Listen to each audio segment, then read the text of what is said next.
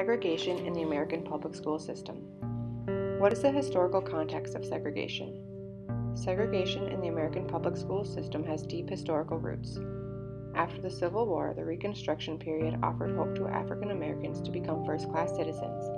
The pursuit of knowledge came to be one of the great preoccupations of African Americans, and education was viewed by many as the single greatest opportunity to escape the increasing prescription and indignities whites applied to African Americans.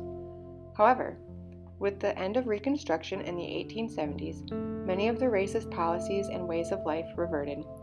Jim Crow laws ruled that segregation in nearly all aspects of life, including education, was legal. This was further enforced by the Plessy v. Ferguson court case that determined separate but equal facilities to be legal. However, these separate facilities were hardly equal. Not all hope was lost. In 1954, the National Association for the Advancement of Colored People, otherwise known as the NAACP, achieved its most impressive victory in the landmark case Brown v. Board of Education. The court declared that a classification based on race violated the 14th Amendment, and it reversed the 1896 Plessy v. Ferguson decision. The court decision explained that, "We conclude that in the field of public education, the doctrine of separate but equal has no place. Separate educational facilities are inherently unequal." And so, would this be the end of segregation? Now that we understand the historical context of segregation, we should think that it is only a problem of the past. This is hardly the case. In fact, schools today, more than 60 years later, continue to be hyper-segregated, and it is even worsening.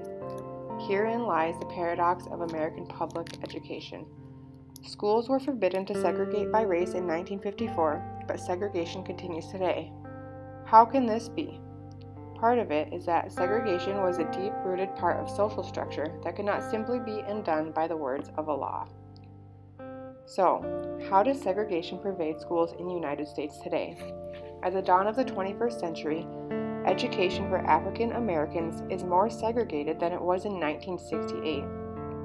African American students are the most likely racial group to attend what researchers call apartheid schools, schools that are virtually all non-white, where poverty, limited resources, social strife, and health problems abound.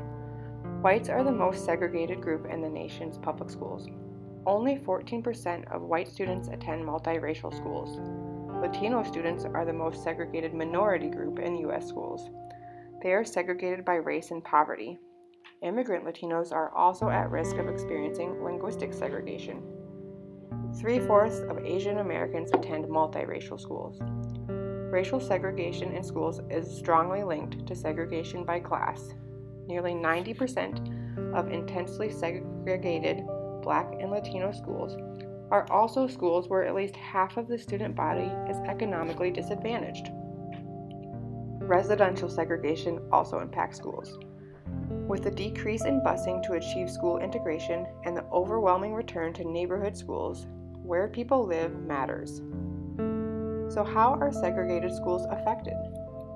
Segregated schools have higher concentrations of poverty, much lower test scores, less experienced teachers, and fewer advanced placement courses. Students in integrated schools perform better on tests, possess elevated aspirations for educational and occupational attainment, and lead more integrated lives. All of this staggering information leaves us with larger questions surrounding school segregation. In what ways are schools segregated other than race, and how are these related to each other? How should American society tackle this problem? How should we as future educators address this? How might this affect upcoming educational policy, such as the voucher program pursued by President Donald Trump and Education Secretary Betsy DeVos? And finally, will the American public school system ever truly be desegregated?